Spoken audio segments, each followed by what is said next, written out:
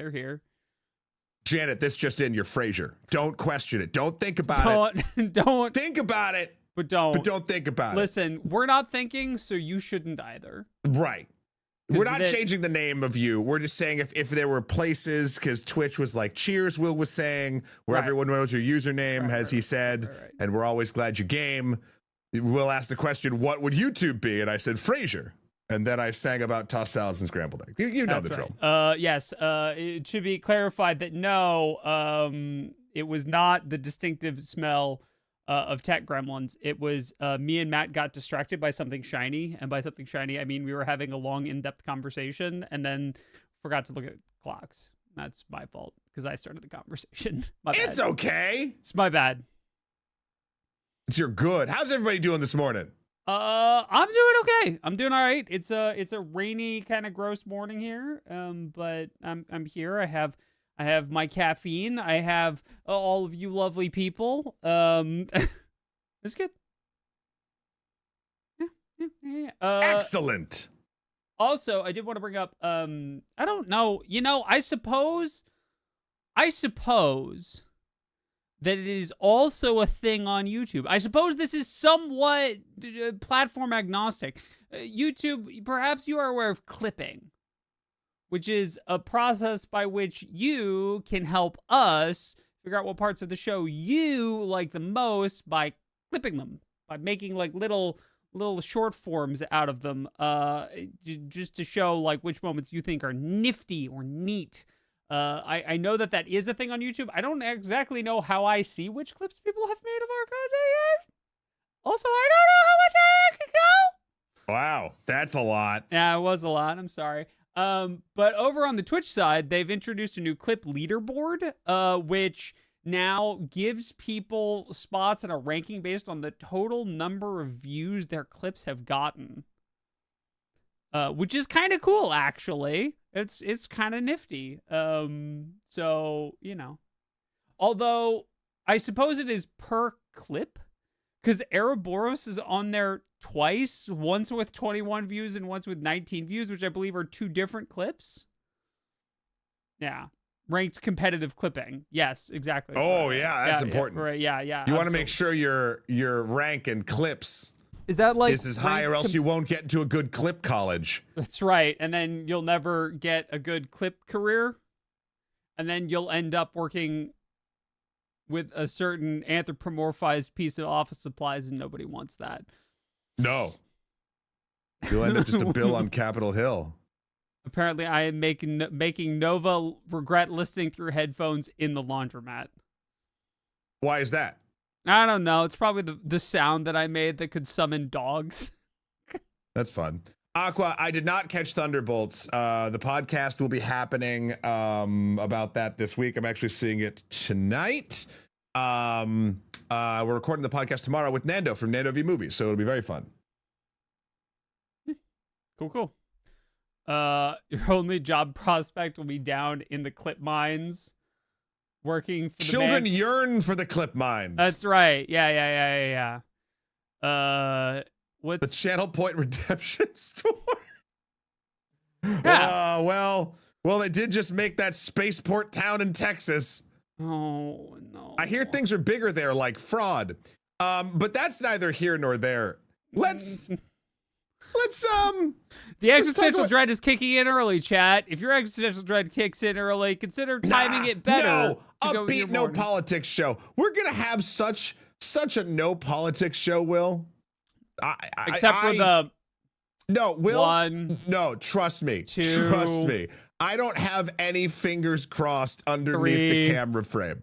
Four distinct stories that are definitely political. Let me look over here. Let me look at the old-fashioned show notes. Here we go. Oh, that's really fun.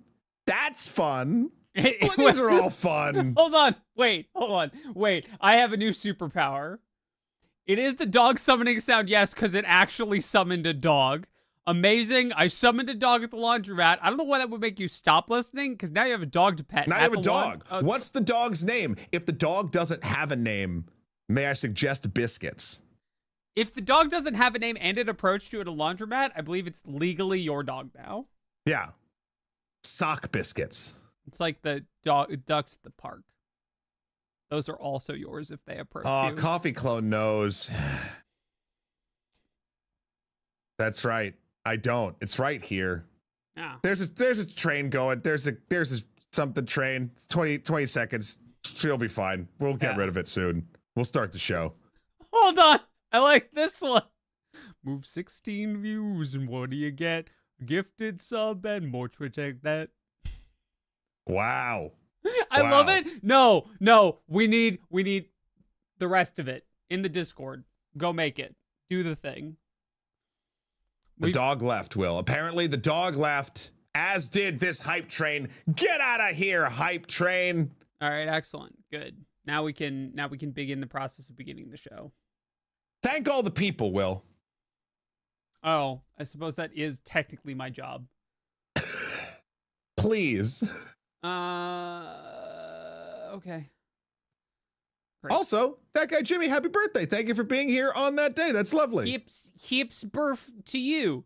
We gotta thank Barbenheimer for 72 months, tier 2 months, Indulgence for 37 months, Alex for 55 months with Prime, America for 61 months, Kieran for Biddies, Alkaren for 19 months, Miri for 48 months. I've known Miri for 4 years. That's weird. Dancing Bread for 4 years. That's weird. And that's the end of the hype turn. Thank you so much. Oh, and we also got a gift membership over on the YouTube side of things from Bavara. Thank you so much for that. Thank you. Clearly, Will needs to make the sound again. Nah, you get one. You get one per stream. Otherwise, it stops being special.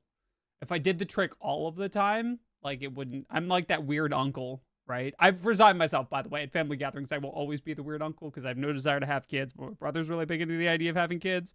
So, aren't you the internet's one of the internet's first and foremost weird dads? Sure, but that's sort of like a more surrogacy and not applicable to family gatherings, right? Or where I'm by expected law, to do like weird uncle tricks, right? Where you're like, oh, my thumb, right? Like just that. Just because we're your two internet dads doesn't mean we are legally bound in any way to Brad, Janet, or Rocky. That's right. Yeah. I think. That's right. We'll have to check with our lawyers. That's correct. All right. Enough talk. Hold on. I also want to recognize that apparently we just made Leopara's partner laugh up a kidney with the bigger in Texas joke. So good job. If you need kidneys good. Actually, I feel kind of bad now. No. It's good. If you need a kidney removed to settle debts at the company store, come to Extra Credits where we'll make you laugh it up painlessly. They didn't say painlessly. I'm going to assume painlessly because otherwise I won't be able to sleep tonight. So painlessly, Matt. Okay, that's fair. Let's get this show moving. This is going to be a weird one. Yeah. Okay, cool, great. So we're going to go to Black, then we're going to come back, then we're going to be recording for Nebula. Yes. We might have to run it twice because we didn't run it the first time. We're so good at this. I ran it before you got here. Get wrecked. Oh, I'm the only one that's bad at this. Look at that. This is great. I remain bad at this. I'm professionally bad at this. But you know what, Matt? Just for you. Mm-hmm. Just for you. What?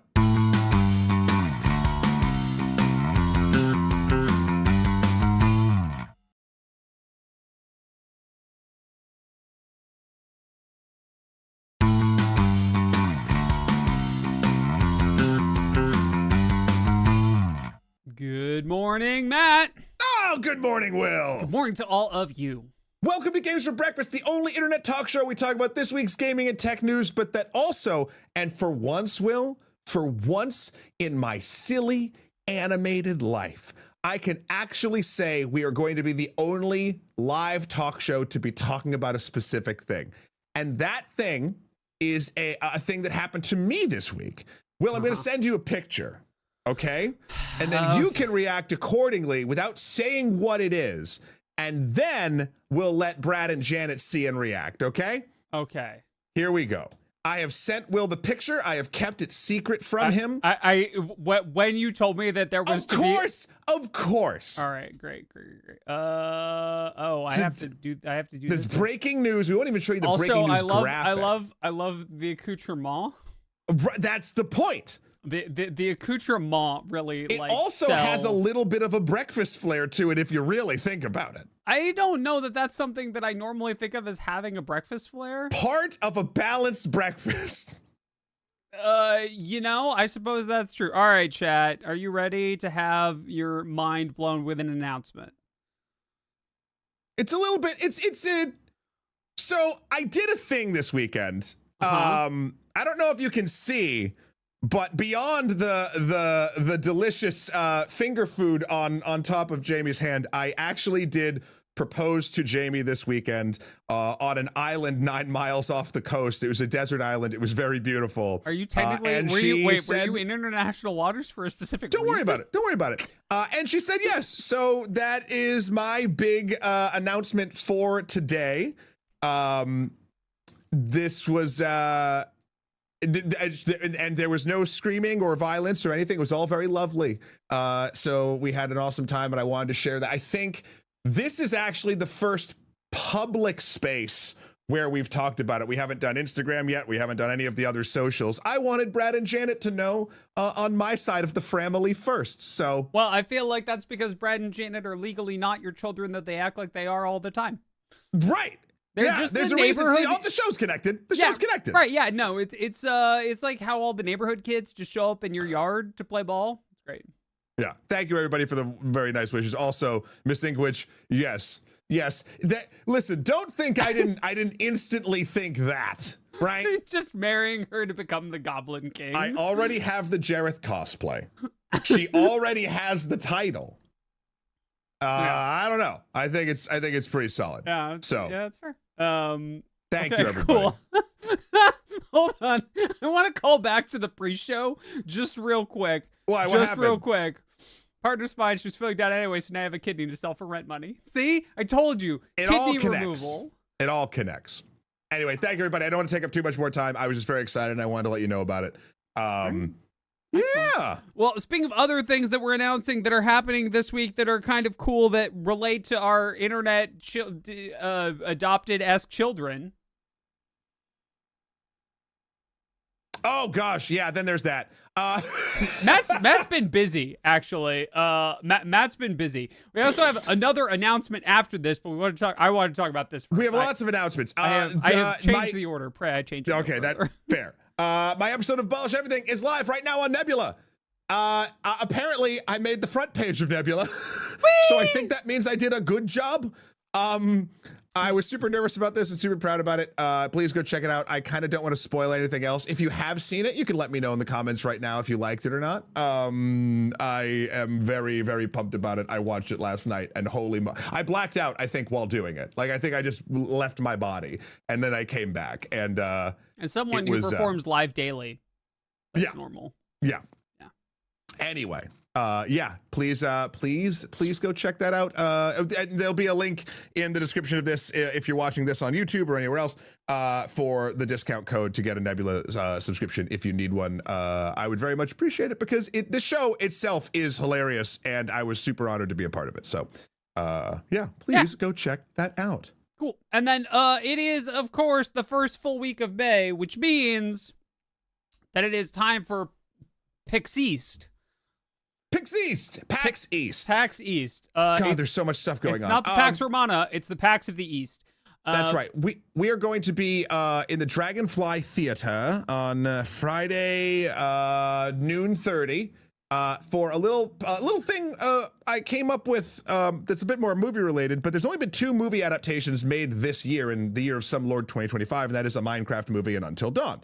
And I wanted to look at the concept of adaptation rather than just look at something that is like, oh, video game movies and whatever. So we're taking these as 2 sort of like holistic experiments in the act of adapting a video game property to the screen and seeing what they did well, what they did poorly. I've seen both films at this point. There's podcast episodes about it if you want to deep dive. But yeah, if you're going to be PAX bound, please bookmark that in your schedules. Again, 12:30 p.m. in the Dragonfly Theater on Friday, May 9th. Also important to note that related to our topic, one of these has just set a new record. Matt. Oh, is it Until Dawn? No. Matt Matt, are you aware of the new record that a Minecraft movie has set this weekend? You may have been busy with other things. I might have been busy. What was the record? It is now the progenitor of the shortest song to ever chart the Billboard Top 100. Oh, with Lava Chicken? Lava Chicken is now the shortest song to ever chart on the Billboard Top 100. Yeah, that checks out. That is an earworm. Yeah, I have now seen unholy remixes that would make most music producers scream and weep at the same time of that song. Good job to all of the people out there doing the blurst work of keeping it relevant, but listen, blurst work is real work, man. Like, also for nothing, the more I hear about it, the more it annoys me that the thing that Steve does there doesn't actually do the thing that he says it does in Minecraft. That's not how you do that machine in Minecraft. You use a lava blade. It's way better. That's not how you do the machine. All right, that's fair. It's valid. And that's the whole beauty of Minecraft. Anyway, so come check us out there. Yeah. Then there's some other schedule announcements here. Wow, we have so many announcements. We promised there's a show. Yeah. Well, because everyone's, this is short. Because everyone's at PAX East, there is no design club, nor is there time with Will and Matt this Thursday. So instead, earlier in the day, it's in the schedule here on Twitch and in the Discord, there will be a extra bonus Blueprints episode. I'm working on getting to the credits. Matt, do you know about Blueprints? Yeah. Oh yeah. Okay, cool. So I'm like continually getting screwed by my draft, right? Like I have played everything to the best of my ability, and then the RNG is just like, no, you shall not finish the game this time. And I'm like, but I did all the things right. And it's like, no, you shall not. No drafting for you. All dead ends all the time. And you're just like, okay. So I'm playing tomorrow. I'm playing Thursday. And also the rest of this week is Clair Obscur. There'll be Clair Obscur after this. There'll be Clair Obscur on Wednesday and on Friday. Please look forward to that. And that's all this. We should also, can you get the breaking news up? The breaking news logo? Even though we've had so much breaking news, I realize we haven't even talked about this yet, but we should talk about the other thing that is happening coming up relatively soon. Oh, that's right. We won't have a chance. Right. We were going to tell them about that today, and then I forgot to put it in the show notes. Yeah, that thing. Yeah. I have to make schedule posts on both sites. So my birthday has come and gone. However, the birthday stream still lives on. We will be doing another birthday stream all-day event, crowd controlled, where you can help or hinder my playthrough of a little independent game called, Tiny, you might have heard of it in whispers and circles, Fallout 4. Mm-hmm. Where the Brad Roaches will be out in full effect, I think. That's correct. So we should probably explain for anyone who has joined us since your birthday, and for all the members of Janet who are unaware. So every year for Matt's birthday, since I think this is the 6th one, maybe. Times, yeah. We have done a crowd controlled video game stream for charity. And the way crowd control works is there'll be a link pinned to the top of chat. And you can go there and interact, and any of your donations to charity will get you coins, and you can spend those coins to do things to Matt's gameplay in real time. For instance, we have curated for you as Nuka-Cola sommeliers a bouquet of flavors of Nuka-Cola, which you can cause to burst forth from Matt's vicinity like an explosion. For a modest donation to charity, you'll be able to summon Brad Roaches, which are just rad roaches that we've called Brad Roaches, that are either friendly or unfriendly. Both varieties will exist, and you can have them fight, I suppose, in Matt's vicinity if you would like. It'll be Team Order, it'll be Team Chaos. There will be, I'm filling out the special guest roster. This one is packed. So there'll be people, friends of the channel, jumping in throughout the day to say hello. Also, there'll be prizes. Jeff is in the middle of wrangling all the prize monsters. So all you have to do is literally just show up. And yeah, mud crabs crash, mud crash. Yeah, we're not Skyrim. We crashed with mud crabs one year. But there'll be just giveaways in chat if you're just there and entering keywords. So not sponsored by Nuka-Cola yet. Yeah, so please join us. I believe we're starting at 11 a.m. on May 16th. Yes. That will be basically not this Friday, but next Friday. It will be going all day, so swing by. Oh, we didn't even say the wonderful charity that we're working with. We are raising money for Best Friends Animal Society again. We did it before, and this felt really, really great to do with Fallout, because in Fallout 4, again, small game, I'm not sure if you're familiar, there is a character named Dogmeat, and Dogmeat is your constant companion in Fallout 4. Now, I wanted to go a little bit above and beyond. So now Dogmeat in Fallout 4 is modded to be Zoe with her actual meows as the sound effects that Dogmeat does. So I've put Zoe into Fallout 4 and she will be adventuring with us continually as we raise money to help other cats and dogs and animals throughout the day. So please join us, and yeah, looking forward to that very much. Okay. Before we get into the show proper, how many announcements do we have? You may have seen my face wrinkle in consternation. Matt may be possessed by a tech gremlin. So Why? I don't actually know. You're hiccuping. I look fine on my end. Yeah, you look fine on your end. You are occasionally mid-sentence drifting off of sync. So I'm just going to refresh you real quick. So nobody panic. Matt, you'll be able to hear Matt, but he's going to disappear into the ether ever so momentarily. While I refresh this. So, okay, cool, great, awesome. And Am I back? Yeah, you're back. I just cleared the cache. Great. Okay, that's the best I can do for now. And if it crashes, it crashes. And no big deal. No big deal. It's great. We're having a wonderful Monday, everyone. All right. We are now ready to begin the stories proper. Right, exactly, Ghost. That's how it goes. Exactly, 100%. So I did do a magic trick. That's right. I'm gonna pull this coin out from Will's ear. Where did it come from? All right, it was behind his chair. That's how my trick worked. That's right. Okay. All right. First off, I would like to thank Joao over on Blue Sky for sending us the story. We had our first story that someone sent me on Blue Sky, sent me a very nice message, said, "Hey, this is a story that's really important to me, and I'd love if you guys covered it." And I went, "Yeah, of course. That's heck yeah." So, Matt, you've played Hearthstone Battlegrounds. I sure have, Will. You played Teamfight Tactics? I have not. Okay, great. I have. Much to my eternal chagrin. It's not a game for me. One of the interesting things about Teamfight Tactics is that it is a game that is complex and somewhat obscured.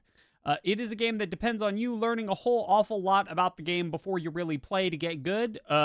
It does require a lot of study. It requires a lot of player investment. One of the sources of that player investment has been the director of Teamfight Tactics, Mortdog, also known as Stephen Mortimer, if we're going to use his government name, streaming patch notes and streaming extensive amounts about the game on Twitch. Mm-hmm. And he's not going to be doing that anymore. Why not? Because the community has gotten toxic and draining to the point where he doesn't think it's a good investiture of his time and energy to try and deliver that information. Is this another complaints and the haters kind of win, but end up taking away a lot more information than they would have gotten anyway in the process? This kind of thing? This is one of those cases where people, I think, fail to recognize the humanity in people on the other side of the screen. Yeah. I think that that's really what's going on here. And I think that this is a common problem in video game circles, particularly when dealing with people who wear corporate styled hats, right? People who are acting on behalf of a company, people who are deeply passionate about a project that they're creating. And oftentimes that means that people use those individuals as sort of a focus for all of the rage that they feel at the game, the community, the balance, the whatever, instead of right going to therapy. Well, therapy is expensive, but still, that's true. And raging on the internet people. is free. It just costs the community lots of stuff, including losing access to an incredible resource, right? The to quote Mort Dog, the last few weeks, months have been really tough, and the spotlight is the target for a lot of the frustrations on TFT. I don't know how else I'm going to phrase it other than the haters win. They got to me, which sucks to admit after 6 years. I'm going to take a break because I can't take much more of it. Yeah. And that really sucks for a game that needs as much explaining and as much information dumping as TFT does. Yeah, this might, in a weird way, cause a domino effect that really hurts this game. Correct. Yeah. Huh. It's almost as if sometimes, Will, just sometimes, not all the time, groups of people may not always, and maybe, I don't know, act in their own best interest. I don't know. Matt, that sounds an awful lot like an idea that could be carried into other realms besides video games, but surely those don't overlap with video games at all. This is purely about video games. It has nothing to do with anything else going on in the world. Yeah, definitely not. Okay. Yeah. I'm personally, Will, I'm offended that you would even think that. Oh, okay. Well, I don't think so. You're safe on that count. Oh, okay, cool. Great, yeah. Okay, great. I'm sorry to hear that Mort Dog got kind of pushed out of a space he seemed to like. I too am not familiar with his content. However, the constant erosion of one's self-worth is something that is ever present in a lot of content creators whom I've spoken to. And it is hard and it is difficult, and I think everyone does have a breaking point. And hopefully, I was reading the article. This comes to us from Esports Insider, and I was reading the article, and it doesn't say that he'll never be back, but at the same time, it is. There's a phenomena which say it with me, everybody. All right. Anyway, that occurs when someone takes a break like this, and it is that they realize how much better off they are without that thing. And that occurs a large segment of the time, right? When people get away from things that have been weighing them down, from toxicity in their lives, and then they go, oh, I feel better. And then they don't go back, right? Yeah. Like that is kind of the thing, right? Like, why would you want to return to that?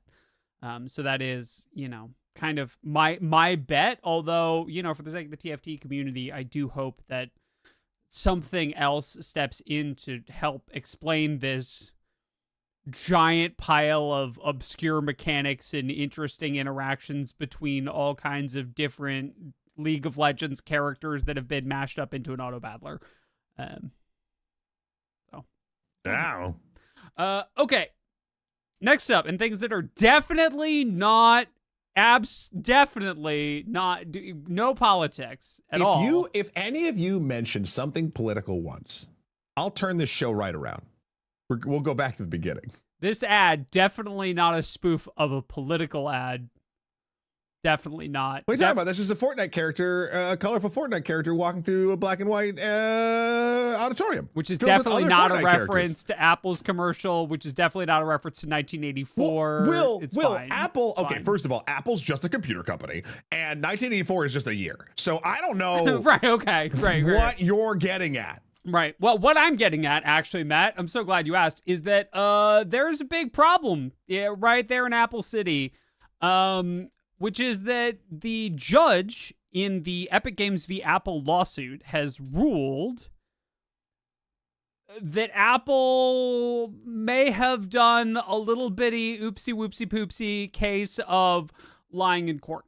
Oh, no. Just a little bit. Just a skosh. Just a tiny, significant, major part of the lying in court bit. So, as a result, the judge has issued, I believe, an injunction that the Apple can no longer take a cut from purchases made outside of apps, which means that the two places that you're most likely to see this are the Epic family of things like Fortnite, and the other one that got a lot of attention immediately, Patreon, because Patreon's mobile payments were going to get overhauled to help people avoid adding 30%. Twitch might also benefit from this, weirdly, if you're on Twitch and you're purchasing things. And anyway. Sure. But they will no longer be able to take cuts of payments made outside of Apple's payment ecosystem, nor will they be allowed to discourage people from pointing to third-party payment options in their apps. Which, that is not a small deal. That is a rather large amount of money that Apple has just been told that they can't have. And this has been going, I mean, I believe the EU and a couple other places already have sort of similar things like this in place. I'm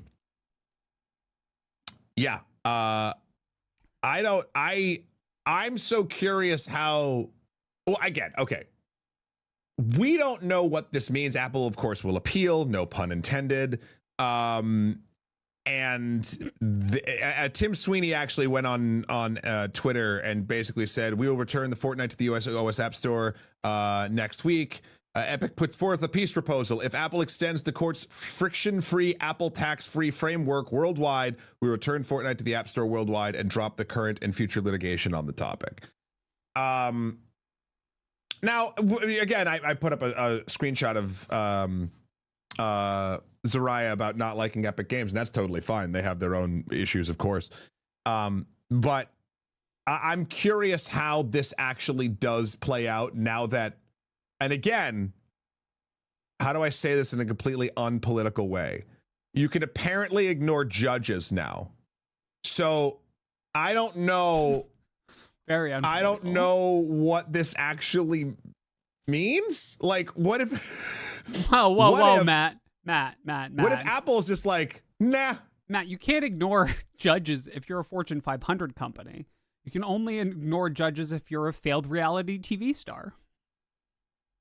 I don't know about that. I would, again, it seems like, okay, I'm going to bring this back to video games. You know how if you have an infinite money glitch in a game? Yeah. Right? You can kind of break the games. You can basically go on easy mode in a lot of different ways because all you can do is just go and buy the best gear that's meant to be so far ahead of you or whatever. Yeah. Well, now it feels like someone just posted the infinite money glitch for getting away with everything in life.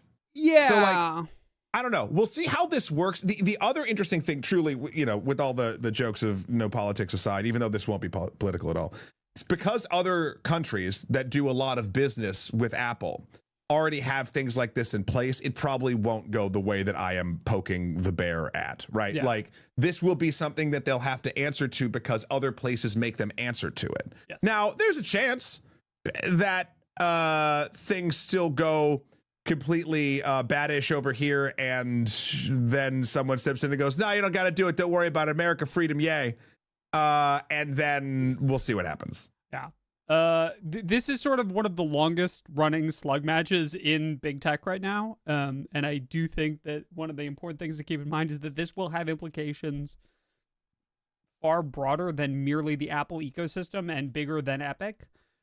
They're just sort of the two city-sized kaiju we have sort of set up to fight one another until we determine what the rules of the game actually are, and all of us are just kind of sitting over here eating popcorn while Godzilla and Voltron fight it out. So we'll see how this goes. I am very interested to see that the judge is already very annoyed with Apple. It's kind of a weird thing when a judge is particularly annoyed with one side and is very upset that they've done things like, I don't know, little things like perjury. Again, who knows? Who knows? Yeah. But it's interesting. We've been talking about this story for 4 years now, I think, or 3 years at least. Yeah. And we'll see where it goes from here. It is continually evolving. Yeah, absolutely. Okay, next up on our list of continuing evolving stories, these things. Matt, did you have any interest in buying a box made of X's? No, but a lot of people do. That's fair, I don't want to besmirch Xbox as a system, I mean, they're trying to do what I consider interesting things in how people are able to play games, either with Game Pass or this is an Xbox campaign or any of that stuff. It's not a ecosystem I am interested in personally, but that does not mean that it does not provide access to many people outside of the way that I personally play games. However, now that access is a little bit less. Basically, I don't know if you've heard this, Brad and Janet and Rocky, but Xbox is moving their prices up. Normally, consoles tend to go down in price over the course of their lifetime. This is not the case here. And now many products in the Xbox line are basically jacking up their price a bit. Some people think it's because of tariffs. Other people think it could be because I was reading somewhere. It's probably tariffs, but also like if they're going up, that might make people sell out of them faster because they think they're going to keep going up. Yeah. So this is okay. We'll use gas as an analogy because it's really easy to see with gas. If you drive past a gas station every day on your way to work, and this assumes that you own a car and that makes it very American. Bear with me. If you're driving past a gas station every day on your way to work and you know for certain that gas will be more expensive tomorrow than it is today, it's financially responsible of you to fill your tank because it will be more expensive to do so tomorrow and probably the day after that. Yeah. Similarly, if the price is going down, you never want to fill your tank. You only want to get enough gas to get you back to the gas station the next day because it'll be cheaper to fill up the next day. That's sort of the phenomena that we're talking about here, where if it will be more expensive in the future, locking in now is reasonable. And we've also seen this in a less big money sort of way, which is this is not uncommon practice for streaming services. Both Dropout and Nebula did this in the past. They telegraphed well in advance that due to the cost of doing business in the world, prices were going to raise. Not by nearly as much as Xbox raised their prices, but they were going to raise, and that people could lock in the current rate now, which is a good financial decision for everyone involved. Nebula Dropout get a whole bunch of new potential streaming customers, and those customers get the same great stuff at the current rate. So I think that's kind of what might be happening. By the way, to talk hard numbers, the Xbox Series S 512 went from $299.99 to $379.99, and the Xbox Series X went from $500 to $600 US. Yeah. So it's between 20 and 27-ish% depending on the system. They also did announce that the games would be going to $80. Excuse me. I'm looking at the conversion to pounds over here, which is why pounds leapt into my mind. $80 does seem to be the price point that most of these companies are aiming at for where their games are going to be. Yeah. And that's not I understandable, I guess, but not really where any of the consumers want it to be. Right. The way that the world is going to be moving. It's funny, even in the hypothetical game that is Earth, the move that has happened in the last few turns from a financial perspective is, even if it was reversed by a wacky Uno reverse card at this very moment back to where it was, has still caused a ripple in the market that people will feel for months, if not years. And that's just if that were to happen. Correct. Interruptions and price hikes are coming. That's just what it is. And, you know, this is the first, I think, large scale, like, here's the notice. Xbox kind of has the... It's interesting. I wonder if Xbox and Microsoft decided to take this sort of like PR hit early, because with all of the stuff that they're doing with Game Pass and trying to get different systems to run Xbox games, etc., I think that they aren't putting like as many ducks in the row of their current gen physical standalone consoles. It seems that way anyway. Mm-hmm. And therefore they're like, yep, fine, we do this. Maybe it does incentivize people to do that, like, better get the gas now kind of vibe. because this doesn't seem to be where the majority of their money in their video game department will be coming from. Does that make sense? Yeah. Yeah. I also think that the chat's also been talking about this. I think one of the interesting knock-on effects of this is that it has sort of taken some of the heat off of Nintendo, because now in comparison, the Switch 2 looks like a great deal. Yeah, but then why would they do that? Actually, I don't know. We'll see. I have a bunch of dumb conspiracy theories that are not worth the breath that they could put on right now, because I have no proof, and therefore why bother? But I mean, this does take a lot of heat off of the lower the price kind of thing, because now that kind of moves the conversation to Xbox, which is strange. Yeah, I agree. It is very strange. We are not corporate executives, nor do I think we ever really want to be. I don't know that I could ever get in that mindset. Only. What would I want to be a corporate executive? Pixel State? Vibes. Corporate if a job opened for that, I think I'd try to apply. Yeah. And yes, chat, I think Dogbert's got a good point here, and other people have mentioned in chat. I wonder if the new price covers costs because each Xbox was sold as a loss leader. Yeah.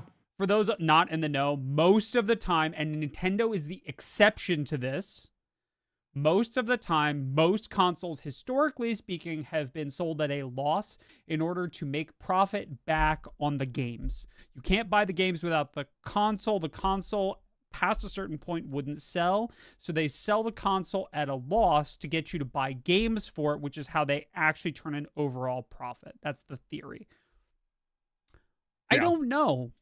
I don't know if that's it, or if this is something they were going to do and now they can blame it on tariffs, or if it's genuinely in response to tariffs, or what it is, right? I think there is kind of a point at which my desire to speculate about the why of these things is diminished, right?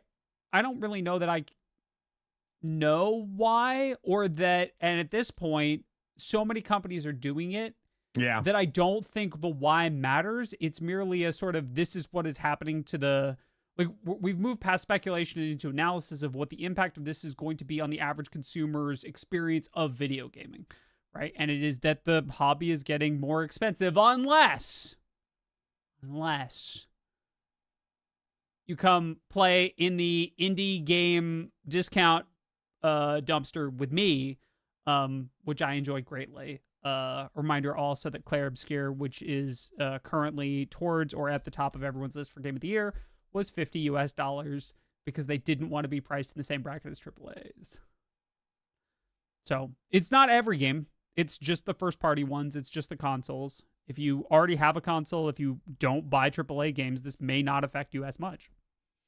Yeah, it'll move the needle around a bit. The other, well, here's the interesting thing about, it won't move the needle as much, but I think about, like, indie games still need hardware to be played on.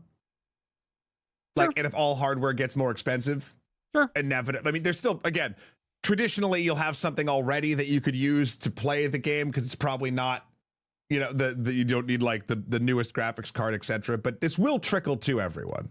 Yeah, I agree. No question. It's just, you know, if you don't want to spend $80 for games. Yeah. Also, Shiro, I did put your thing up before about the vibes, and you know, that vibes coding thing does sound horrifying. I said it as a joke. I didn't think any actual company would do that. Yikes. Yeah. All right, moving on. All right, next up. Grand Theft Auto 6 is delayed to 2026. Good. Yeah, good. That's the story. Also, apparently, and this has come out more as they've talked about the reasons for this delay, Rockstar has been pushing back heavily on crunch. One of the reasons that they're delaying this is to crunch as little as possible. Good. This is great. Like, there's no better way to put this other than that. And anyone who is getting upsetty spaghetti about Grand Theft Auto 6 being delayed needs to kind of, I think, open their eyes a little wider and see the breadth of games that are in their own back catalogs that they're probably not playing. Like, this is good. Every time I open up any sort of video game news site, etc., we'll be talking about some in a little bit, about the release of a hotly anticipated game that is super buggy or doesn't feel finished, or they had to hit that limit. Like, yeah, not to compete with Silksong. Nice, Dogbird. But like, this is better. I want something that ships feature complete that works. I also want it to ship while not having killed the team that made it. Like, video games don't just appear. People work on them very hard, and depending on the production schedule of things, that could put a lot of detrifying badness on said people. So I don't want that to happen. This is good. They're not ready. They're admitting they're not ready. Again, you can be upset about maybe the marketing department putting out something saying it would be a thing, making a promise, etc. But the act of pushing it back, in my opinion, if you care at all about video games, it can only be a net positive for you.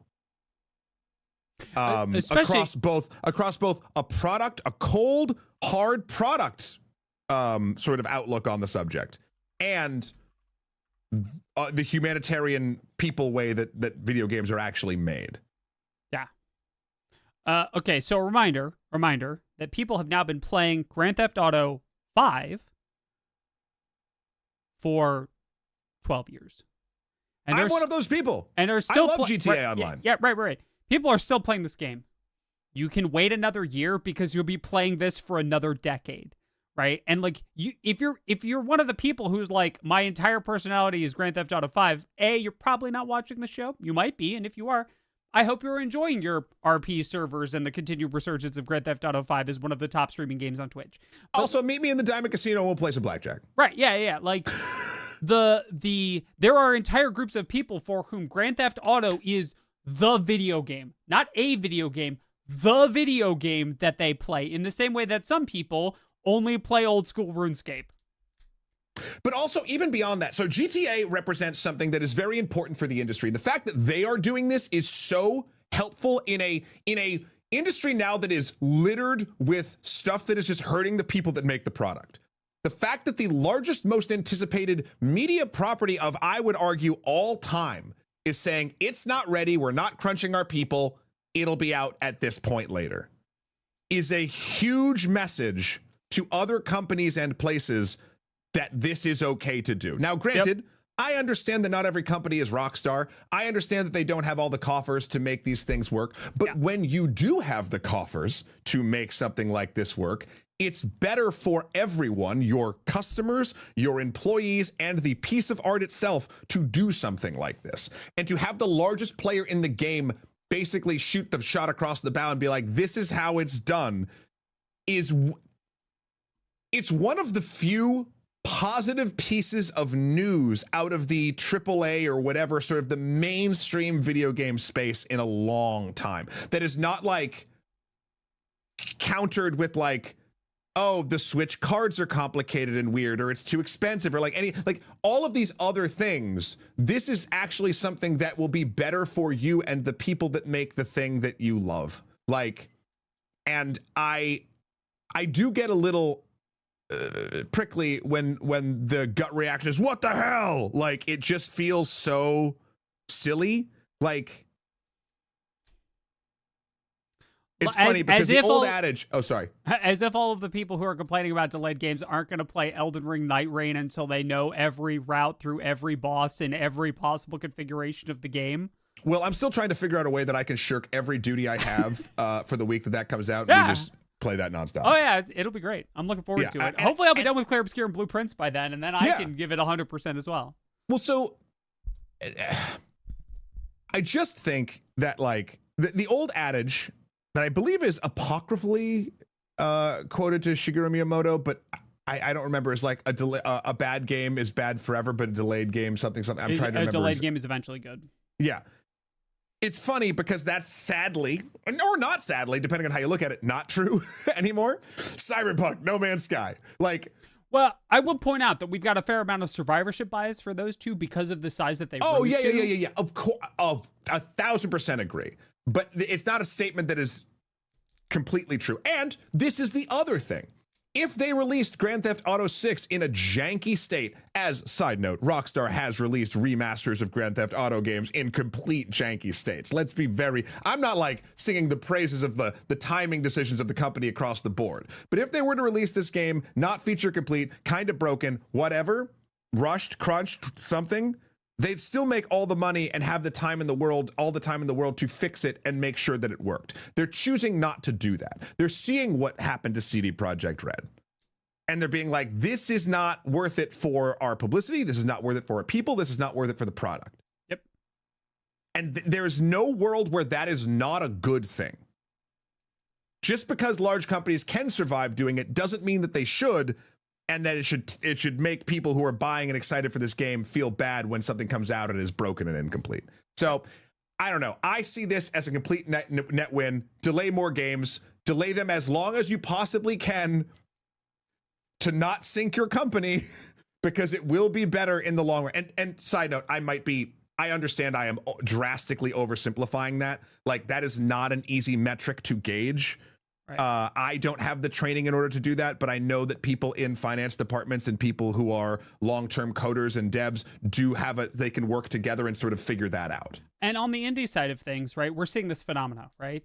It literally does not matter when Silksong comes out, right? Team Cherry has enough money to coast on for, and I cannot stress this enough, the actual rest of their natural lives and never release Silksong. They don't monetarily need to release another game. They're releasing another game because they want to release it when it's finished and it's a game that they believe in. Isn't it funny how sometimes art is released when people want to make it? Amazing. And because of that is one of the reasons why I still have hope that Silksong will be good, despite all the people who are like, oh, it can't possibly be good after all these delays. Of course it can. Of course it can. They're just delaying because they can, and they don't need to release it, right? They're going to release it when it's good and ready. Do you know what other project I'm super looking forward to, despite the fact that it's just been vaguely mentioned? Local Thunk's next project, because in his own words, it's going to be a pile of trash that's released when he feels like it's ready. Beautiful. Do that. More artists need more time to make games that they just want to make, right? Just do that. Just make a game that you feel like making, and I'll pay you money for it. Again, I want to say, while all of that is true, we do understand the sort of corporate hellscape that does exist in this entire industry that does have to keep churning and moving and functioning to keep all of these things afloat and going forward. Yeah. But it is nice to see a large company do something like this. So for as much garbage and crap that I've given Rockstar in the past for milking the same game for 12 years, I will continue to drive around San Andreas. Yeah, there you go. For the next year, happily. And spend all of my fictitious ill-gotten gains that I have not ever had the time to even spend in Grand Theft Auto Online. Yep. I think there's nothing but good here. Good on you, Rockstar, for doing it. 3 cheers to you not crunching your team and making a product to release when ready. Hip, hip, hooray. All right. Speaking of things that we have talked about to some extent, and the industry, people have talked about this every time. So every time an MMO gets brought up, we talk about how it's an ephemeral thing, right? How the experience of playing an MMO is an ephemeral thing, and that one day, your favorite MMO, and if you play MMOs, you now have one in mind, will stop working. Yeah. It will shut down. There will no longer be a way to enjoy Azeroth or Aetheris, right? Or whatever the world of RuneScape is. Although I'm pretty sure that RuneScape will exist until computers stop existing, but that's a different story. So it's kind of interesting to see a game that is taking a more long-term approach from the get-go, and that's Bitcraft Online. So they are, quote, democratizing MMO development because their goal is to release the game as soon as it enters its full release as an open source project. Now, it's not the first time that that's happened, but it's one of the first times that it's made this much noise in this big a way from the very beginning, and not as like a end of life move at the end of the game to keep it relevant. They are talking about releasing it from the very beginning. Now, it's going to have like an early access to make sure all the bugs are out before they like just yeet the code base into the great unknown. So that's, understandable, but I do think that this is the kind of thing. And if you're a person who believes that MMOs should have open source server code so that people who are like so deeply embedded in those communities can do the thing forever or as long as they want to, this is a project you should probably keep an eye on, because that is a cool idea. Yeah. And even I believe, and this came to us from Massively Overpowered, but the people behind Bitcraft are saying this is an experiment. Yeah.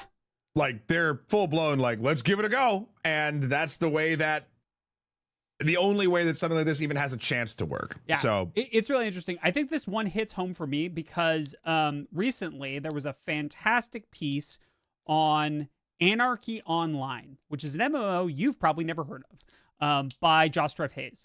And he did a whole thing on it, and the community, he did an episode on it, and the community was like, this game is not dying, it's alive, it's thriving, and he looked deeper into it, and the conclusion that he and a lot of other people came to was that the community had stepped in to act as pseudo-developers and operators, because in the place of an absent actual developer and operator for the game. They're essentially issuing sort of community workaround patches for a bunch of balance problems in the game and doing other stuff. And it reminded me of how deeply embedded into any arbitrary game, right? I cannot stress this enough. Any arbitrary MMO will have some collection of people who are so deeply embedded into it, it becomes part of the fabric of their lives, right? And whether or not that's a good thing, it is a thing that happens. Sure. Right? And so having a way to have people have a different relationship with that isn't maybe as contingent on having the operators around still, strikes me as probably a good thing all around, though I do think there are potentially some problems with this. Please tell me it's not client authoritative. Client authoritative open source MMO is just not a sentence that I want to exist in the world, thank you. But, yeah, small problems. We'll get there. So yeah.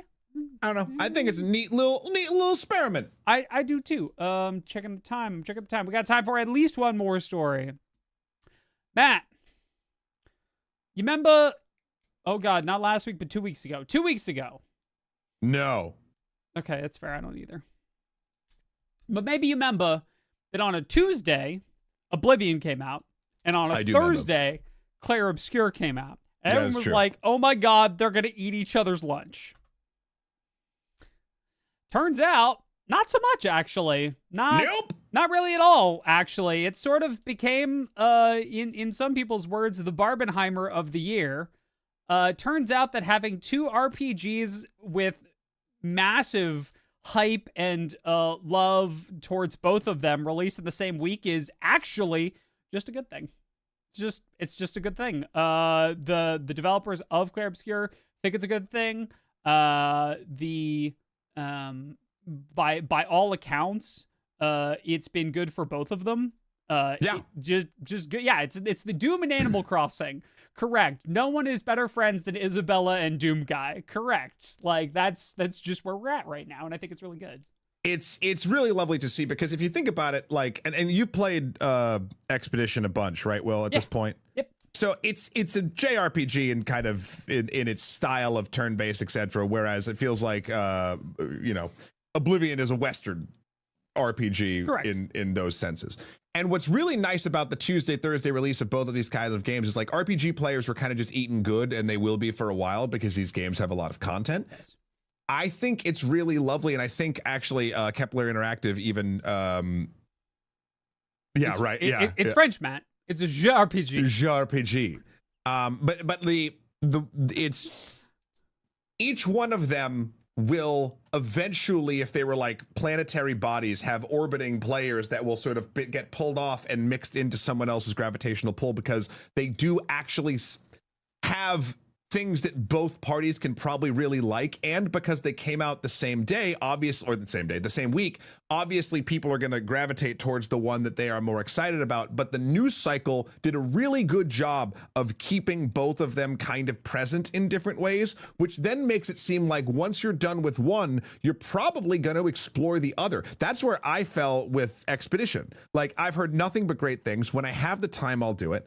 I actually, in my own head, I need to finish Rebirth, Final Fantasy VII Rebirth, before I touch this, because it just feels, does anyone else do this? I would love, Brad, Janet, answer me this question. I know it's a little bit of a tangent. Do you keep genres of games like locked in your own little like playthrough or catalog of games you're playing? Like, do you have your shooter? Do you have your RPG? Do you have this thing? And you need to like beat or be done with that one before the next one in that genre can fill that slot? Does that make sense, Will? Do you ever do that? Yeah, it does make sense. I think I only have like stream games and daily games, right? They're like stream games that I'm playing on stream, and those I'm trying to like keep to 1 or 2 so that chat can track. And the other ones are just like games that I play daily. And I don't know that I have like that kind of categorization, but I also have a very weird mental filing system for games because of playing them for stream. Right. Right. Yeah, I'm seeing a lot of different answers here. Yeah, these are good. These are really good. Yeah. I do agree, by the way, that you should play Expedition 33. And again, my piece of advice to everyone looking to play Expedition 33 is it is a beautiful game. You should play it on console if you have a console that will play it, because it does have some problems with controller remapping and with graphics problems on PC right now. Those are being fixed, but if you have the choice and it's an even toss-up, you should play it on console. And you should know nothing. Yeah. Just like you should know nothing about blueprints. Just, if you've ever trusted me on a recommendation for a game, play Expedition 33 and know as little as possible, because it does the same thing that a lot of great novels do, where it just lets you sort of be wrong about what you assume about the world until you find out that you're wrong. And finding out that you're wrong about the world is a sublime moment. That's great. Great. Yeah. That's the reason I've been staying away from Thunderbolt spoilers. No, this is very cool. I think the Barbenheimer analogy is apt. I think it's a little bit more slow than, like, because Barbenheimer was fun because you could see them both in the same day and it kind of did juice movie sales, etc. But this, you could, I don't know. I think this is a longer term Barbenheimer, and I like it a lot. So congrats to everyone involved. Yeah. All right. I am going to alter our programming ever so slightly. I'm going to move our ads forward to now. So I'm going to move them forward because I think the next one's going to take more than the 3.5 minutes we have. Sure. So we're going to move our ads forward. We're going to sell you things that you can't buy, while Twitch Chat gets ads for things that they can buy. Twitch Chat, tell us about what ads you're seeing as you see them, and we'll be selling our subscribers and the people over on Janet something completely different that probably can't actually buy. I have mine right now. Are you ready, Will? I am so ready. Ads are now running. Go. Hi, everyone. Matt from Extra Credits here.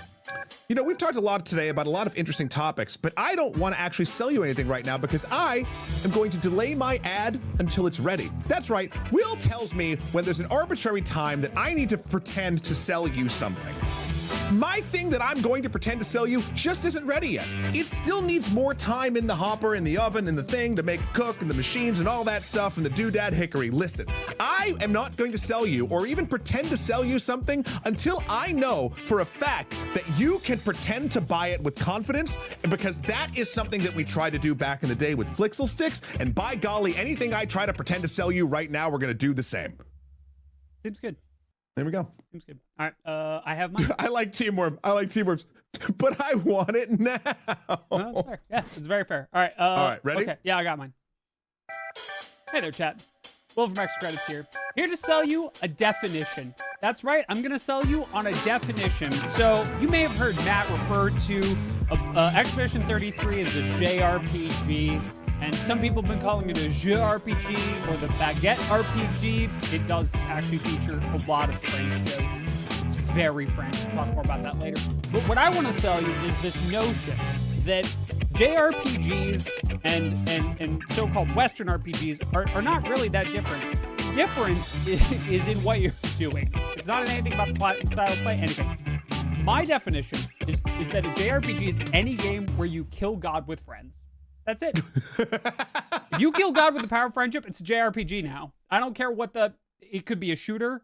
It could be a turn-based game, an active game. If you're playing Elden Ring with friends, that's a JRPG now. I'm sorry. I do make the rules. If you kill God with the power of friendship, it's a JRPG. Okay. Listen, I'm sold. I'm fake sold. Yeah. Coffee, I know. It's a little harder to hear me over the music because I am a little ill. A little ill. I've got something going on. It's gross. Oh, also, because I control the volume of the music, apologies in advance. Here, I'm going to do one more ad because now it's ready. Okay. Hey, everyone. Matt from Extra Credits here. Have you ever flown on a plane? Have you ever flown on a plane and all of a sudden when you land, your ears don't pop? Have you ever had a condition with your lung that makes it so you can't do the thing where you hold your nose and blow to make them pop? Well, I have all of that, so I'm here to sell you an apology for me not being able to hear properly. I don't know what levels of audio are. This ear makes everything I'm saying sound like it's 9 miles away, and this ear makes everything that I hear feels like it's already in my skull. So, if you would ever want to experience that, and please don't, you can pretend to buy that from me right this very instant, because I'll sell it to you. I don't want this. I don't want this. Seems good. Yeah. And we have perfect timing as usual because ads are now over. Yeah. I have tried chewing gum. I've tried swallowing. I've done all the things. I don't know what it is. My ears are also like clean. I cleaned them all good before I left. I think it's just a thing that happens to me sometimes on short flights in small planes. I've noticed more. When I arrived where we went, I was in a lot of pain, and I'm in no pain now. I just have no regulation of audio in my head. So apologies to everybody if the music seemed a little off around that. Okay. Zenarith got a Final Destination teaser trailer, Switch 2 ad, an A&W ad, Lilo and Switch trailer promo, Doom the Dark Ages promo, Malibu ad, Don't Drink, Wendy's ad, Red Bull ad, Alienware ad. Thank you, Zenarith, for telling us about the ad content here on Twitch. Deeply appreciate it. Okay, let's keep moving then to a big shiny button. I love buttons. Okay, so this... I think Will, sorry to interrupt. I think you and I are going to have different opinions about this, but maybe I'm wrong. Okay, because I will tell you in advance, I have no opinion about this. Interesting. Okay, so... I have a strong opinion about this, even though I don't play many MMOs anymore. Okay, great. So let's go back. Let's pretend like the audience understands nothing about MMOs. Just briefly. In an MMO, you get a whole bunch of skills, and you assign them to keys or to hotbars, and you do a rotation. This is true of most MMOs. It's particularly true of tab-targeted MMOs. It's particularly true of both Final Fantasy XIV and World of Warcraft. The route through your rotation is not always the clearest to new players. Particularly new players to a new class or job, not always the clearest. So there are various tools that both games use. In WoW, up until this point, it's been add-ons. In 14, there are combo systems that teach you how to play once you actually take the time to, and I get this is wild, read all of your tooltips. Like if you read what all the skills do and you stop instead of just mashing your face on the keyboard like some kind of keyboard cat, you will understand better how to play the job. All right, anyway. WoW is making a change. It's a very interesting change. So the change takes 2 levels. 1, into WoW natively. Again, this will not be an add-on, and it's because they're changing their view on what a necessary add-on is. Yeah. And we'll talk about that a whole bunch. WoW is making it so that the theoretical next move in your rotation can be highlighted. So if you have a mage rotation, it will show you the next spell that you should cast in that rotation. Or And the second level is far more interesting, I think, to talk about. In exchange for a penalty on your global cooldown, aka you cast all your spells slower, you can set it up so that you only have to press one button to go through your whole rotation. You can just press the same button over and over and over again, and it will change to the next spell you should be casting in your rotation in exchange for you doing less damage. There's a penalty on your damage because you are casting fewer spells because you are casting slower. Yeah, the cooldown timer gets incrementally larger.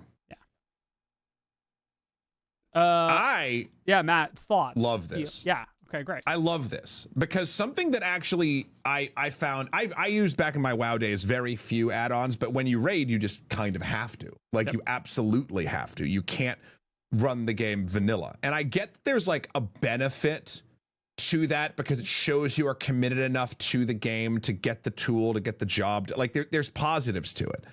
But I think I'd just rather, in my opinion, more people be able to not only be available to help with those things in positive ways, but also have the game actually teach you it. Like if I was coming into WoW now, this would be a helpful tool for me to learn the rotation. For my first few raids of all of my things, I would see it, know it. And if I wanted to, right? Because the fact that you can do this, but there is a detriment to it, and the more you use it, the more that detriment is present. I would then learn my rotation, what it was supposed to be. And then if I want to move forward, if I want to do higher level mythic, whatever MMO you're talking about, like if I wanted to do the higher level stuff, I couldn't just do the one button approach. I'd have to look at it, see as I'm doing it, learn what I'm supposed to be doing to get those optimal things, and then start doing it on my own. It's essentially training wheels on a bicycle, but for WoW. Yep. And I think truly getting more people involved in high-end, like end-game content play and teaching them what they need to do in the game itself is incredibly beneficial to the health of an MMO. I'm also going to point out that there's another thing. We got this really interesting question from Aquasnake. Yeah. That I'm going to bring up. If you're only pressing one button, are you essentially not playing anymore? And I also think it's good for accessibility. Mm-hmm. No, and here's why. In all of these tab-targeted MMOs, 14 does it slightly differently, and I would say more precisely than WoW does in my understanding. Because of the lack of weak auras, no add-ons are officially allowed in Final Fantasy 14. 0. No damage meters, no nothing. Yeah. There are cases where people use those. They are not officially allowed, and you can get wrist slapped if you're found using them. There are more things than just your rotation that you're doing. There's positioning. There's positioning. There are other things like interrupts. There are other things like targeting, right? If you are playing a raid for the first time, it can be beneficial to not have to worry about your rotation. In fact, we had this in the last Final Fantasy XIV World Race. The team that won had several pulls where they did virtually 0 damage in order to stop worrying about their damage rotation to understand the mechanics at play. They did a walkthrough where they took everyone off of the jobs that were going to do all the damage, put all of them on DPS jobs that can combat res, and walked through the entire fight and then saw Enrage. And once you've seen Enrage in 14, you know what all the mechanics are, and then you can work out how to do them with the damage.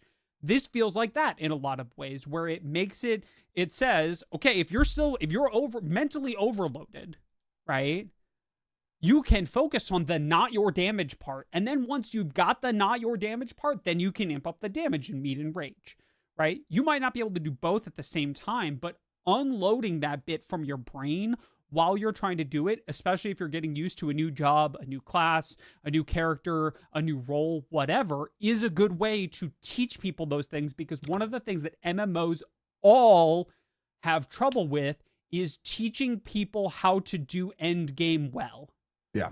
All of them are bad at this. And I think this is an elegant solution, because you inevitably will just have the people that want to hit, that either want to or can only, or however you want to do it, hit the one button approach to do it. And their damage and their effectiveness will cap out at a certain point. I imagine that means they'll be able to do like a regular difficulty raid on that sort of style of play, but they might not be able to do the highest end stuff, which I imagine is number crunched to basically not let a team that's just doing that probably get through it. Like they want that extra level of interaction and skill to be able to use to play that stuff. So it's going to allow more people to see the end game content, and for those that are interested, teach them what to do to eventually take the training wheels off should they choose that they want to do that. I think this is so good.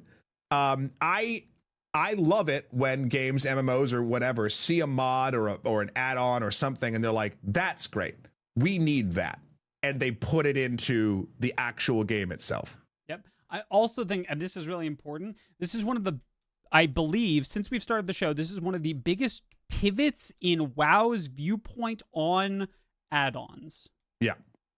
Right? They have let add-ons do all the things that add-ons were going to do up until now. And this is a step towards removing one add-on that was seeing prevalence among new players from the pool of things that new players need in order to get into WoW.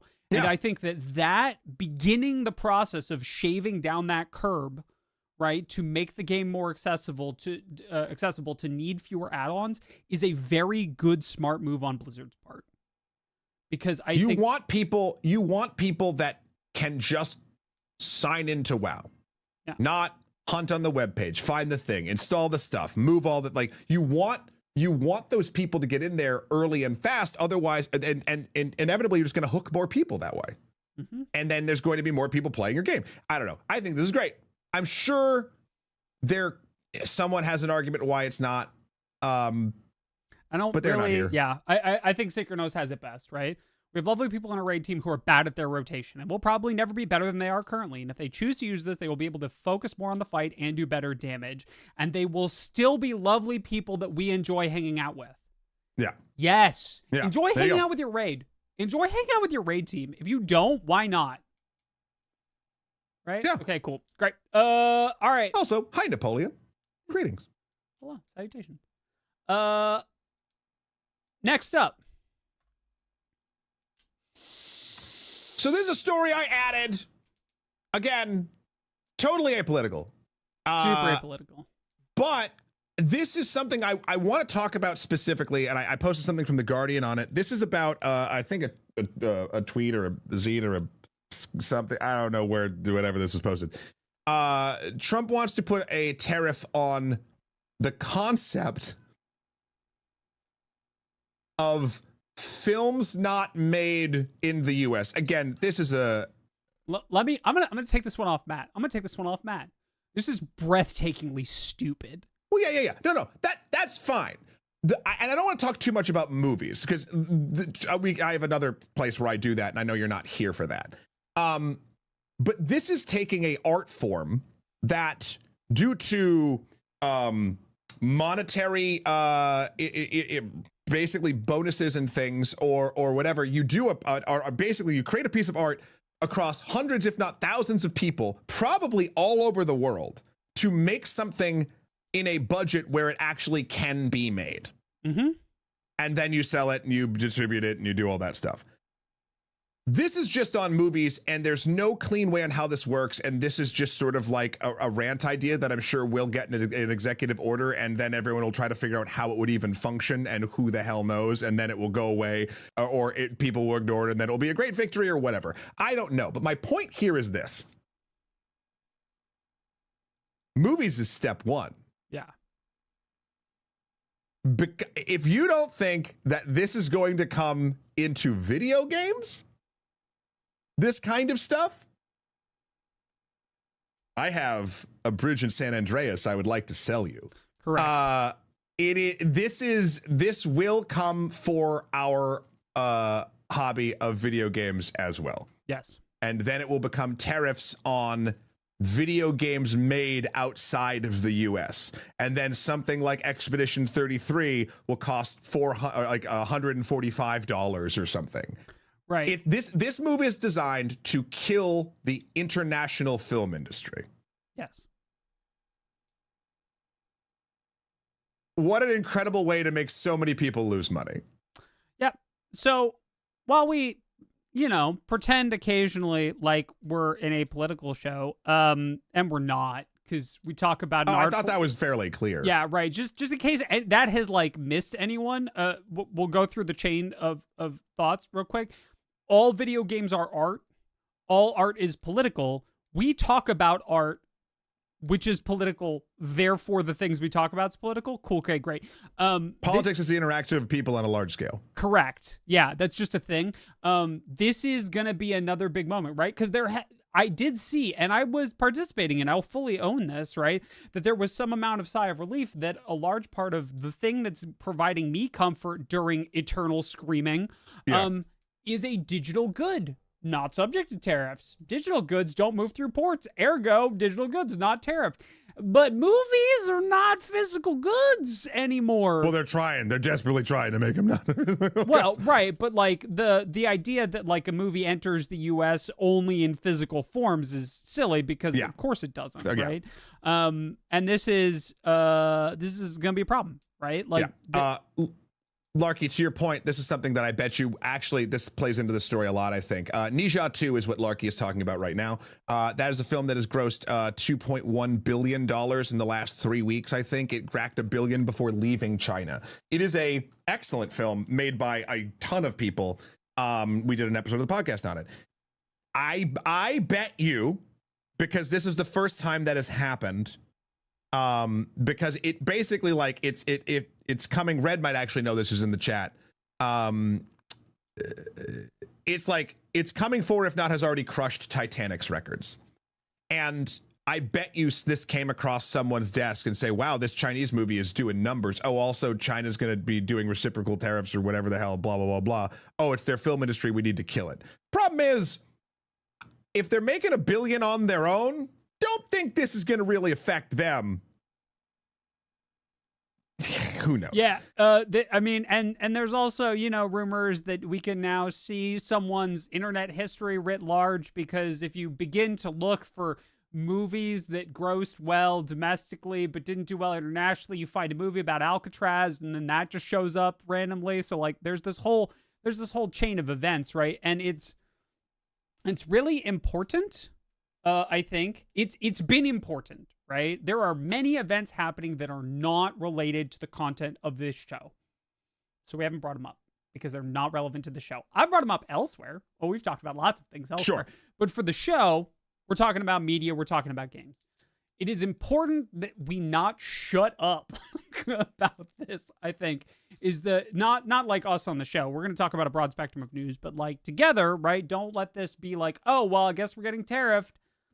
Oh no, right? Like, do not go quietly, dear Brad, Janet, listen, Rocky. And again, this was just a post earlier. Who knows how far this goes down? I mean, I don't know. This could also be distraction. I don't know. It's just something that I was like, oh, they're doing this for movies. Video games are next. Yep. Like, 1,000% that will happen if this moves forward. So, do whatever political things you're apt to do.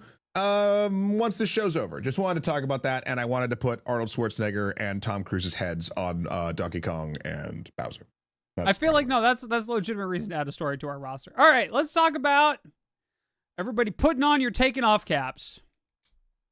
Oh, last week was a bad week for video game journalism. Oh. It was a bad week for video game journalism. So, Giant Bomb and Polygon have both been less than gracefully sunset, we'll say. Polygon got bought by Valnet, who immediately began firing people left, right, and center, and then promised to do what was best for Polygon? That seems disingenuous. And fandom took out Giant Bomb. And this leaves us in kind of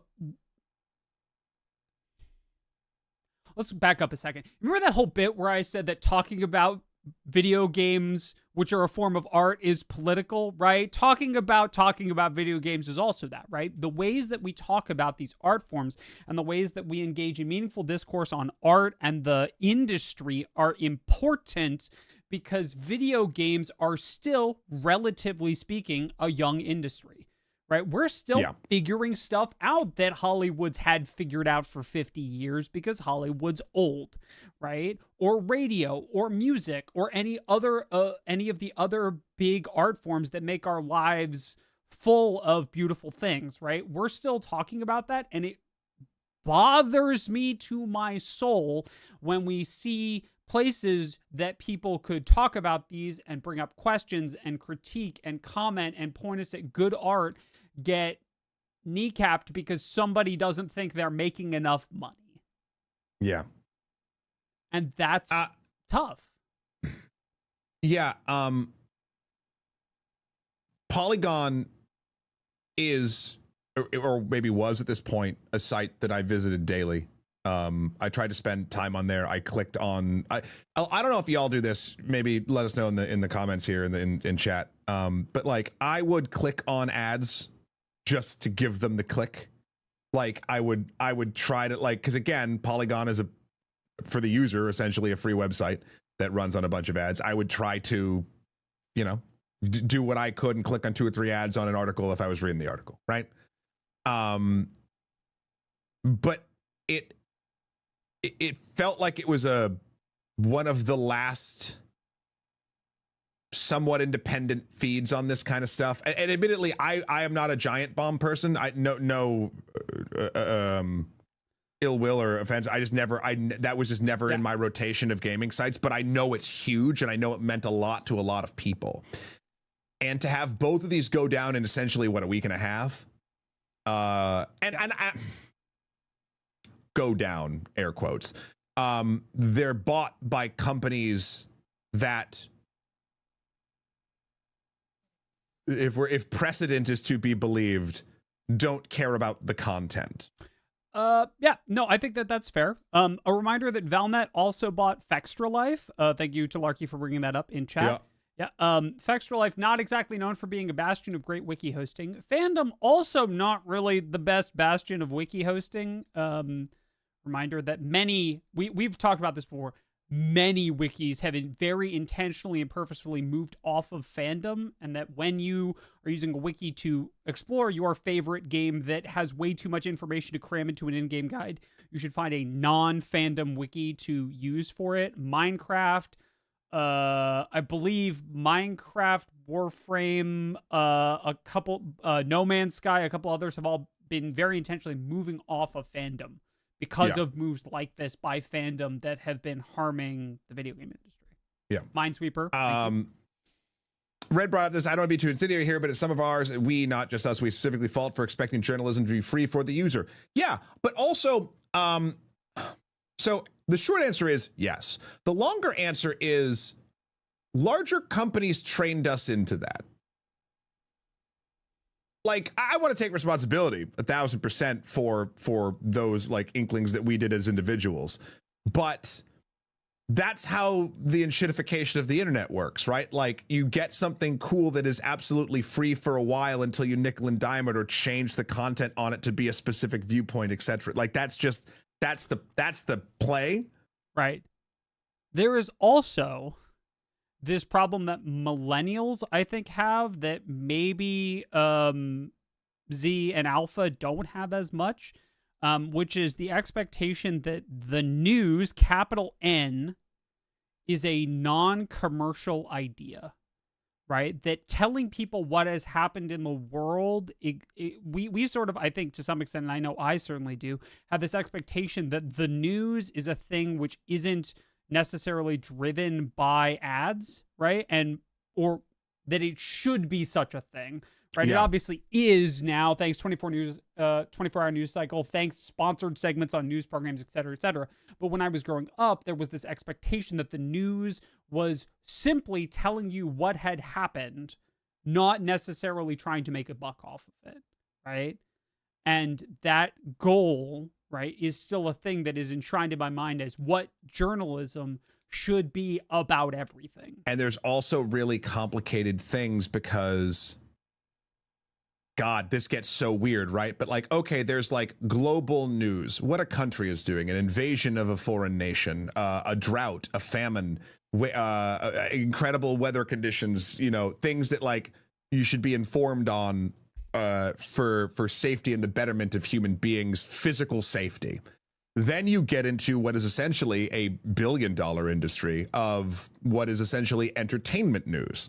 That's what we would fall into. As much as I'd love to believe it, we do not need to exist for your existence.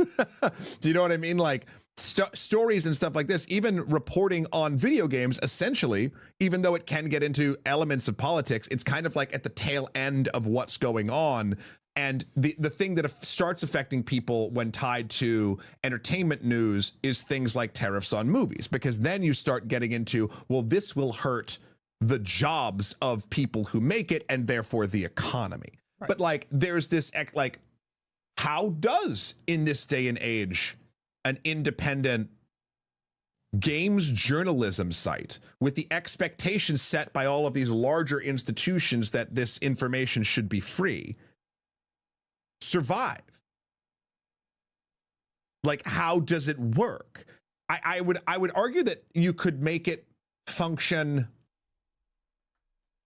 with people that have a lot of like new media training.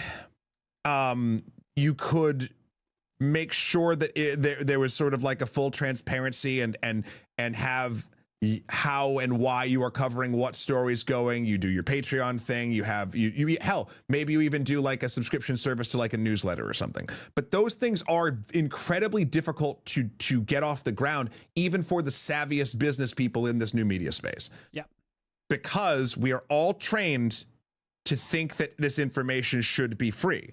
And it's interesting because we're trained for that because of all the stuff I've said before. We're trained for that because I truly believe that some of this stuff should be publicly funded by taxes and things like that to make sure that we know weather patterns and droughts and things and important, like the global stuff that affects people's safety. This news isn't that, right? Like, this is something else. So how does it survive? And sadly, and I won't call it fully survival. Again, we're not incredible futurists here. Who knows what these two new owners will do with these properties? I know a lot of people have been laid off from them, and I anticipate the new versions of these sites will be worse for losing the people and the spirit that kind of made them popular in the first place. Agreed. But I'm not. We'll see that coming down the line. Hopefully, I'm wrong. I will say, if anyone knows any specifically writers, games writers at either of these places, we are always looking for one-off scripts and guest writers and things like that on EC.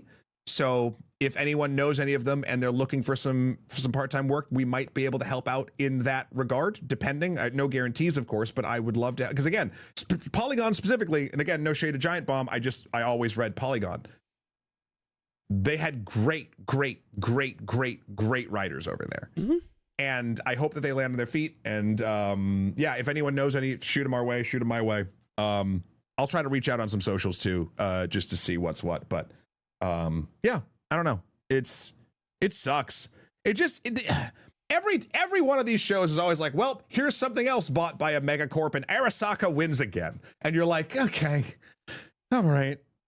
Because like, these sites, sans the people that made them special, are not going to survive. And I know that there's some very talented people still at Polygon post-acquisition. I'm not going to name drop or anything like that. But who knows how long they last? Who knows if they're going to be comfortable doing what Valnet wants them to do? Right. It's just hard. It's yeah, I don't know. Yeah. All right. You want a good news story? Yeah. We'll perk you up. Okay. So, in news that's definitely totally not political, a reminder that video games are art, and that art sometimes comes from, needs to be recognized, needs to be lifted up. And this past week, French President Emmanuel Macron gave a specific shout out to the team that made Clair Obscur Expedition 33 as a work of French art and, quote, a shining example of French audacity and creativity. Good, right? This is very good. And it should happen more frequently, that art that exists in ways that aren't as consumed by older generations is recognized as being influential and good and important, right? Because without spoiling anything, Clair Obscur embraces a tradition of telling a multi-layered story that is in my opinion, the best traditions of traditional film media. It just happens to do it with player actions and choices. There's really good story there, and it's really good to have people recognize and uplift that when it does something good. It's also really nice to have a game that comes out of France that's not made by Ubisoft. That's also a thing that's very important and good and nice. So props to Macron for recognizing when something good comes out, and I added Muzzy here just because the Je suis la jeune fille. I don't even know if Muzzy is specifically a French thing. It's not, but that's the phrase. Muzzy's worldwide. Yeah. Muzzy is us all. Yep. Okay, cool. Which brings us now to questions, comments from you all from last week's episode over on YouTube. So throw, if you're Janet watching this on YouTube, throw your questions into the comments section. If you're watching this as the VOD, or any other place, if you're watching this on Nebula, or if you've somehow pirated it because you can't stop the signal off of whatever data net you use, you can message us on Blue Sky here, and we'll look at those questions there. Yeah. What do we got, Will? From Caredwin says, on the remakes versus remasters thing, one excellent reason for this half between the two on the Oblivion remaster is the engine update. Creation Engine front-end isn't all that Windows 10 or 11 friendly, and other games are even less so. An update like this makes it more future-proof than playing with compatibility modes that might or might not work. And goes on to talk about the... goes on to talk a little bit about that creation engine, and the says all this does is reinforce my mapping of Todd Howard, Emil Pagliarulo to George Lucas. Great success early, got the accolades, decided they walk on water, stopped listening to anyone except themselves, almost destroyed the original success, and now the industry is rightfully crying all over them. Nobody cares about Lucas anymore. Todd and Emil should probably just pack their bags of money and retire. Todd ain't Spielberg and shouldn't want to be Lucas. I kind of agree that the public opinion of the executives that have risen to this point and are remastering games now is not in the best place. But what I did want to focus on was the idea that one of the problems that games have specifically is this formatting issue. So, Matt, do you have a Betamax player? No. But you had to think about it. Because if someone did, it would either be you or Red. Red, you got a Betamax player? There was a chance I had to buy one a while back, and I just didn't. But that would be the only thing that's required for you to play a movie on Betamax. And now, with the ever-evolving complexity... Okay, Red has one. It's in his closet. Great, awesome. How did I know that Red had a Betamax player? Right, so that's all that's required for you to watch that on that media, right? Assuming you can get it to hook up to a TV, which shouldn't be that hard. The fundamental underlying necessities that are required to play games of different eras is much higher. It's much, much higher now than it was before, right? Compatibility mode isn't always the best thing, as anyone who's worked with Windows will tell you. Things like Creation Engine not working on the front end of 11 or 10 is very big. And I do think that's a big point of remasters, that even for PC games, it's becoming harder and harder to get things to work, because it's harder and harder to get new games to work, let alone to get old games to work. Yeah. I now have to, here's your fun fact. When we play a game on stream, I have to spend time ahead of time configuring it, making sure it captures, doing all of the work to set up that game to make sure it runs smoothly for every game. I spent time this weekend ripping drivers out and backing drivers back up to the December NVIDIA drivers because I was having issues with stuff, right? It's becoming harder and harder to become a gamer. with all of the tech problems. So remasters are doing something really important there for that. And I wanted to thank Caredwin for bringing that up. Yeah. Good stuff. Do we have another one, or is that the only one this week? We have one more, which is talking about how we were talking about how difficult it was to do pre-orders for the Switch here in the US. Sure thing. And Bell Hoggle points out correctly that they managed to pre-order Switch 2 from GameStop in Canada. That it was a trivial process. They got there before, they got to the mall about 30 minutes before it opened, 10th in line, no issues. Small issues with one person trying to pre-order too many, but that even got sorted out, and there was still plenty for others, and the staff handled it all well. Again, we're talking about the difficulty in pre-ordering stuff in the modern age. It's mostly in the States. Every other country seems to have this figured out. It's just the States that has all of these problems pre-ordering things that we want to buy. Because freedom, Will. Freedom. Because freedom. Yeah. It's just a giant pain. And that freedom isn't free, Will. Costs $1.05. Costs $1.45 now. It's important. Oh no! They have to change the song. Yeah. All right. Well, that's good. I'm glad that our neighbors to the north got some easy peasy Switch pre-orders. That's great. I think Nintendo's going to start rolling out its pre-orders through its system on the 9th. Yep. If I get mine during the panel, I will be very upset. Or you can hype with everyone at the panel. I'm not going to check my phone during the panel. I'll be performing. Anyway. Yeah, no, let us know your thoughts on any of those things or any of the topics we talked about today at the places where you talk about those things. Yeah. Coming up next here on the channel, we've got Clair Obscur. If you're over in Janet, come over, say hi. Rocky, if you're watching this tomorrow, I'll be playing Blueprints. Come over and watch that. Brad, you're contractually obligated to stay put and hang out and talk while I play Clair Obscur. Oh, Shiro says something nice here. I actually have a 72-hour window to get it, so I'm good. I'm fine. You're good. Well, thank you, everybody, for joining us this week for Games for Breakfast. The only thing that is left, truly, is for me to lead you in our traditional end of the show that is the same every time we do it. Again, we do it because we want to make sure that we foster that sense of community and make sure that we're all one big happy gaming family with myself and Will as your two surrogate internet dads. In a non-legally binding but we still can tell you to go to your room. Now, but you get to decide. See, here's the interesting. You get to decide where your room is. Because we're not your dads. We are your dads. We're not your dads. Okay, anyway, I got distracted. You did a bit, but that's okay.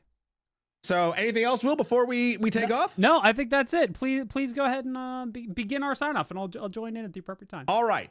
I will begin our sign off as soon as it's ready.